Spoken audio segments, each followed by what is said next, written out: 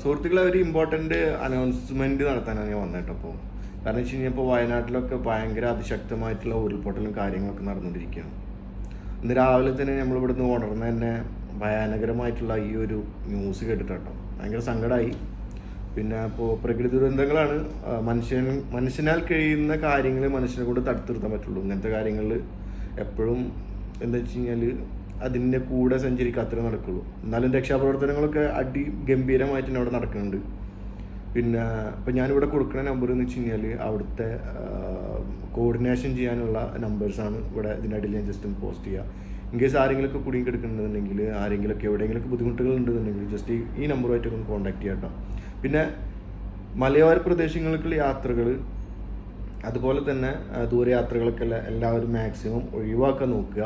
കാരണം വെച്ച് കഴിഞ്ഞാൽ ഇപ്പോൾ നമ്മുടെ കേരളത്തിൻ്റെ ഒട്ടുമിക്ക പ്രദേശങ്ങളും ഇപ്പോൾ വെള്ളമാണ്.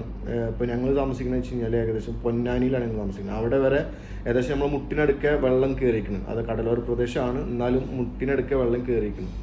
അപ്പോൾ എല്ലാവരും ജാഗ്രതയായിട്ട് ഇരിക്കുക, പാനിക്കാവേണ്ട ആവശ്യമില്ല.